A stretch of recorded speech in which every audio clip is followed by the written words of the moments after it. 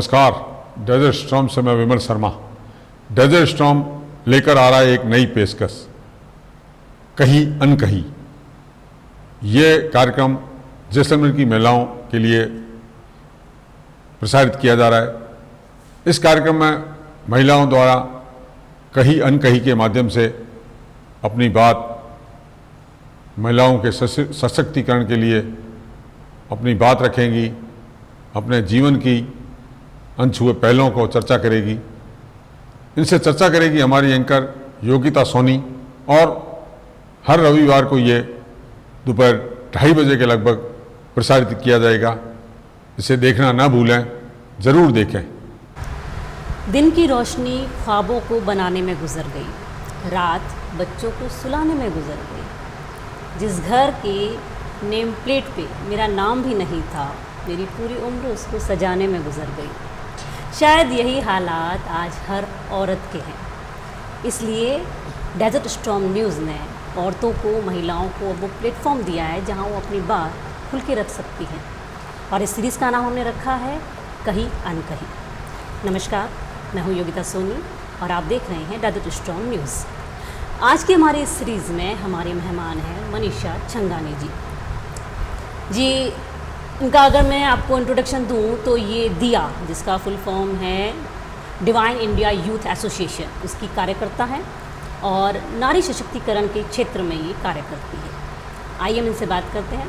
नमस्कार। नमस्कार गीता जी, आपका बहुत बहुत स्वागत है डेजर्ट स्टॉर्म न्यूज़ में। धन्यवाद आपका जी। ये जो दिया है डिवाइन इंडिया यूथ एसोसिएशन, ये किस तरह से कार्य करता है? एक्चुअली दिया जो है गायत्री परिवार की एक यूथ विंग है, जिसमें युवाओं को रचनात्मक कार्यों के लिए एक प्लेटफॉर्म दिया जाता है, क्योंकि युवाओं में एनर्जी बहुत ज़्यादा है।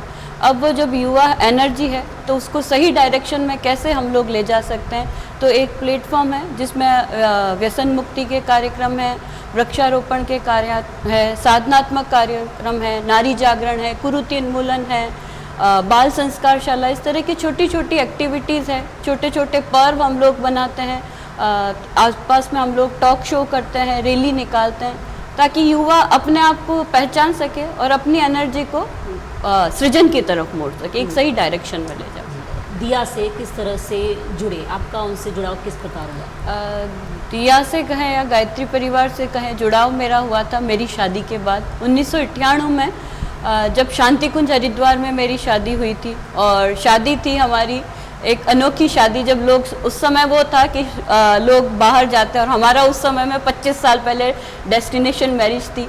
उद्देश्य ये था कि हम लोग एक आदर्श विवाह करें, जिसमें किसी तरह का दिखावा नहीं हो, बिना दान दहेज की शादी हो। बिल्कुल हम लोग 20-25 लोगों का समूह गया था, कुछ हमारे परिवार के, कुछ हमारे पतिदेव के परिवार के। आदर्श विवाह हम लोगों ने किया था, और वहाँ से जो मुझे प्यार मिला वो मेरे जीवन का टर्निंग पॉइंट या जुड़ाव कह सकते हैं गायत्री परिवार दिया से। जी, उस समय से मतलब आप गायत्री परिवार से जुड़ी हुई हैं? जी। तो आपका मतलब शादी से पहले का भी जो परिवार रहा है, क्या वो भी मतलब इसी तरह की धारणाओं, इस तरह की आदर्श और सोच का था, या उस परिवार और इस परिवार में आपको बहुत बदलाव नज़र आया? नहीं, बदलाव तो था, क्योंकि संस्कृति, भारतीय संस्कृति में परंपराओं में विश्वास रखने वाले लोग हम लोग शुरू से रहे थे। मम्मी के यहाँ भी गीता का हम लोगों ने पाठ करते थे घर में, वो माहौल था। लेकिन एक माहौल अलग था कि मौज मस्ती जीवन में उतारना। लेकिन जब शादी हो के आए तो यहाँ था कि जो सिद्धांत है, जो आदर्श है, उसको दूसरों के लिए, अपने लिए जीवन में उतारना। तो वो आदर्शों के पथ चलने वाला परिवार मिला। और आदर्शों पे इसमें सबसे बड़ा सहयोग कहें तो कहें मेरे हस्बैंड का। अगर आज मैं यहाँ हूँ तो मेरे पति रमेश छंगानी जी का, उनका सपोर्ट रहा, और मेरी सासू माँ का, जिन्होंने मुझे बड़े प्यार से बताया, बेटा नौकरी तो सभी करेंगे, लेकिन कुछ हमारे लिए, अपने उसके लिए करें। उन्होंने मुझे बिठा के गायत्री यज्ञ कैसे कर सकते हैं, गायत्री किस तरह से हम लोग समाज में छोटे बच्चों को संस्कार दे सकते हैं, ये जो छोटी छोटी बातें थी, वो प्यार, वो आत्मीयता थी, वो मैंने उनसे सीखी थी। तो मेरे जीवन का टर्निंग पॉइंट था कि पहले ये था कि बीएड करूंगी, टीचर, जैसे हमारे घर में सब टीचर है, हमारा मन था कि टीचर बन के नौकरी करेंगे, आएंगे, खाएंगे, पिएंगे। लेकिन उन्होंने मेरे सोचने के नज़रिए को यहाँ आने के बाद में बदलाव मिला। और मुझे लग रहा है कि उस समय में अगर मैं वो नौकरी करती तो उतना नहीं सीख पाती, अपने आप में सीमित रह पाती।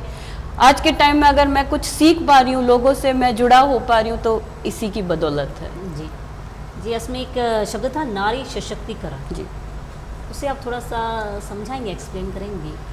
जी, नारी सशक्तिकरण के कार्यक्रम हम लोग करते हैं। नारी सशक्तिकरण हमारे जो गायत्री परिवार के मूल में जो काम करते हैं संरक्षक के रूप में पंडित श्री राम शर्मा, आचार्य वंदनीय माता जी भगवती देवी शर्मा, उन्होंने बिल्कुल अलग हम लोगों को समझाया। उन्होंने कहा नारी सशक्तिकरण पश्चिम वाला नारी सशक्तिकरण नहीं है, नारी सशक्तिकरण है हमारी सनातन संस्कृति से निकला। हमें अपनी क्षमताओं को पहचानना है, अपनी अंदर की छिपी हुई योग्यता प्रतिभा को पहचानना है, और उससे साथ में अपने को ऊपर उठाना, और उसके बाद जो समय मिले उसको दूसरों को, बहनों को ऊपर उठाने के लिए। उन्होंने उसमें स्पेशली एक लाइन बहुत अच्छी मैंने ली कि नारी प्रतियोगी नहीं पूरक बने। आज के टाइम में कहीं ना कहीं हमें देखा है कि एक महिला दूसरी महिला की या पुरुष की कहें कॉम्पिटिटर के रूप में काम करती है, मतलब उसमें पुरुषत्व का भाव आ जाता है। लेकिन नहीं, हमें नारी सशक्तिकरण का बताया कि हम लोग एक पति पत्नी अगर साथ काम कर रहे हैं तो प्रतियोगी नहीं पूरक बनकर हम लोग आगे बढ़ें, अपनी क्षमताएं जो है वो पहचानें और दूसरों को भी ऊपर उठाना सिखाएं। नारी सशक्तिकरण ये समझा था मैंने उनसे। जैसे खुद की क्षमताओं को पहचानना, मतलब ये शब्द कितना सहज है बोलने में, मतलब कितना आसान होता है कि हम अपनी क्षमताओं को या किस तरह से हम पहचान सकते हैं कि मैं क्या कर सकती हूँ। क्योंकि अधिकतर महिलाएं शादी के बाद अपने ससुराल के प्रति समर्पित हो जाती हैं, फिर वो क्या कर सकती हैं उन्हें तो वो पता नहीं, पर उन्हें क्या करना है वो वही करती हैं कि भाई हमें यही हमारा रूटीन का काम है। तो खुद की क्षमताओं को पहचानना, मतलब किस तरह से ये चीज़ की जा सकती है? देखिए, क्षमताएं पहचानना बहुत, अगर देखा जाए, अगर हम लोग थोड़ा सा अपनी सोच को बदल दें कि मेरे अंदर जो कैपेबिलिटी या पोटेंशियल है उसको मैं किसी और डायरेक्शन में लगाकर किसी और के भी काम आऊँ। और वैसे अगर हम लोग अगर घर में महिलाएं हैं तो हर एक महिला एक यूनिक आईडी के साथ में घर में बैठी है। हो सकता है कि आप जितना अच्छा एंकरिंग कर पा रहे हैं तो मेरे साथ में पड़ोस में रहने वाली महिला बहुत अच्छा खाना बना रही होगी, कुछ अच्छा बहुत अच्छा सिलाई कर रही होगी, कुछ स्कूलों में बच्चों को बहुत अच्छा। तो प्रतिभा तो या हुनर या कौशल तो हमारे अंदर है, केवल उसको पहचान कर हम लोग डायरेक्शन दे पाएँ, यही सशक्तिकरण है। अपनी क्षमता है तो खूब सारी, every soul is potentially divine, Vivekananda का सूत्र भी है। तो बस उस डिवाइन जो सोल का जो है हमारा, उसको हम लोग कैसे पहचान पाए, ये काम हमको खुद ही करना होगा। जब हम लोग खाली समय में होता है उस समय में हम बैठते हैं तो थोड़ा सा खुद के पास बैठें, खुद के पास बैठकर हम लोग अपनी ही समीक्षा करें कि मुझ में ऐसी क्या चीज़ है जो उसके बलबूते पर मैं आगे बढ़ सकती हूँ। और अगर हम लोग अगर 10 मिनट खुद के लिए, जो आजकल वो शब्द बहुत अच्छा सा चल रहा है, मी टाइम, हाँ, कि कुछ समय अगर हम लोग अपने लिए देंगे तो निश्चित रूप से अपनी प्रतिभा या क्षमता क्या उसको पहचान पाएंगे। इसको अगर जैसे नकारात्मक तौर पे लिया जाए या फिर कह सकते हैं कि अमूमन की जो सोच है खुद की क्षमताओं का मतलब ये तो नहीं होगा कि अपने परिवार को आप उस समय समय देना छोड़ दो, अब मुझे अपने लिए सोचना है, मुझे अपने बारे में काम करना है।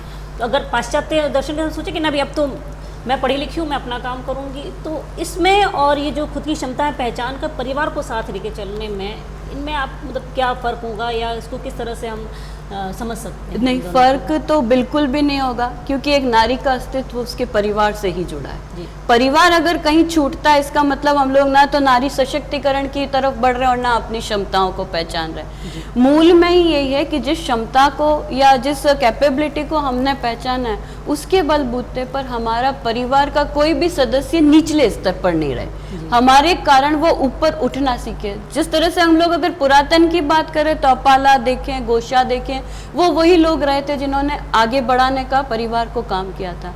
तो सशक्तिकरण या क्षमताओं को बढ़ने के बाद परिवार को भूल जाएं तो मैं कहती हूँ ये तो नारी शब्द के साथ ही सरासर गलत हो जाएगा। नारी है तो परिवार है और ज़्यादा जिम्मेदारी है। क्षमताओं को पहचानने के बाद ज़्यादा जिम्मेदारी हमारी बढ़ जाती है कि हम लोग परिवार को ध्यान रखें। एक्चुअली हम लोग जब काम करते हैं तो 3 ही रूप में काम करते हैं, व्यक्ति निर्माण, परिवार निर्माण और समाज निर्माण। तो परिवार तो नारी से जुड़ा है, अलग हो नहीं सकता। तो पहले खुद का निर्माण करो, फिर परिवार का निर्माण। जी, अभी आपने जो गायत्री परिवार ने अभी आपके घर ग्रीष्मकालीन में जो एक आप लोगों ने कैंप रखा था, उसका क्या उद्देश्य था? मतलब बच्चों से आपने शुरुआत की थी, बच्चों को सिखाने के लिए?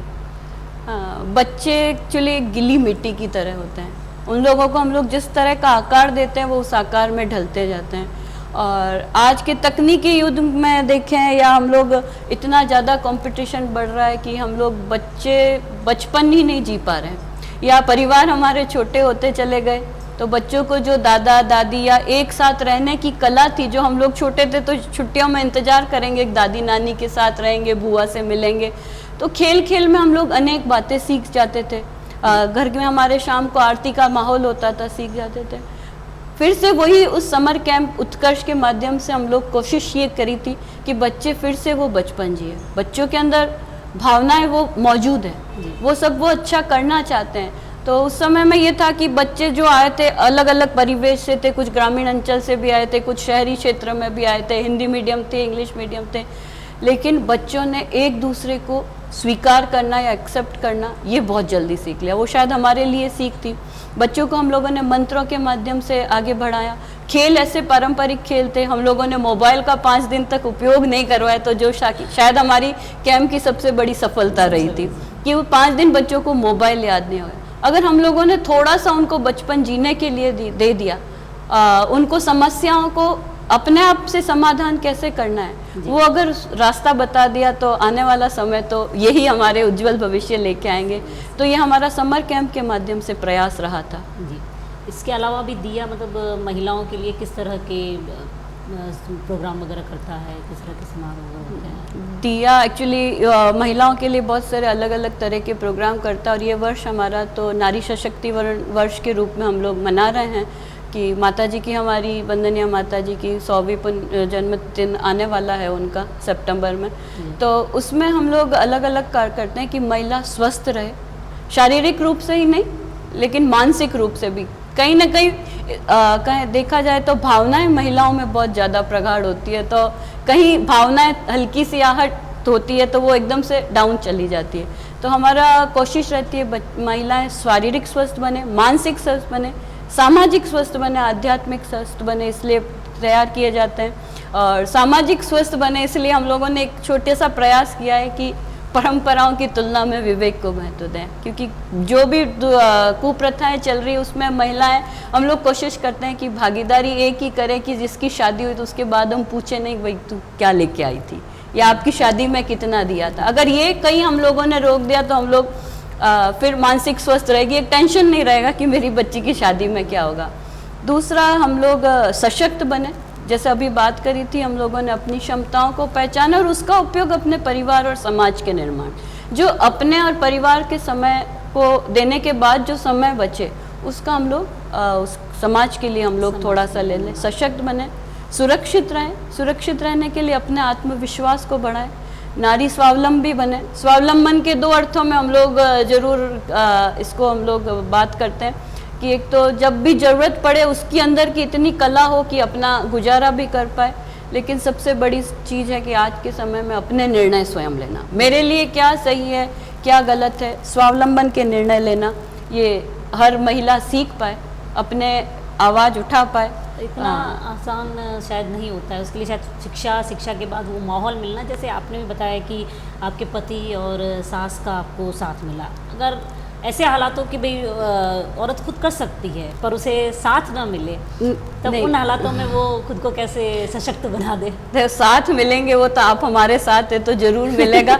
आज के टाइम में ना बड़ी एक अच्छी हमारे साथ में दिया कि हमारे मेंटर है विवेक भैया, वो बड़ी अच्छी बात बोलते हैं कि किसी पिक्चर को अगर हिट करवा दो तो अगर हम लोगों ने देखी नहीं है तब भी हमारी उत्सुकता बढ़ती है कि देखने चल रहा है। अभी जैसे अभी अगर हम लोग केरला स्टोरी की बात करें, मैंने नहीं देखी लेकिन मन में बड़ी उत्सुकता है, तो हम लोग क्यों नेगेटिव एक्सेप्ट में बात करें? हम लोग हमेशा अगर सकारात्मकता में बात करेंगे तो जो चीज़ें हिट होनी है या जो होना है वो गुणों की तो बात होगी।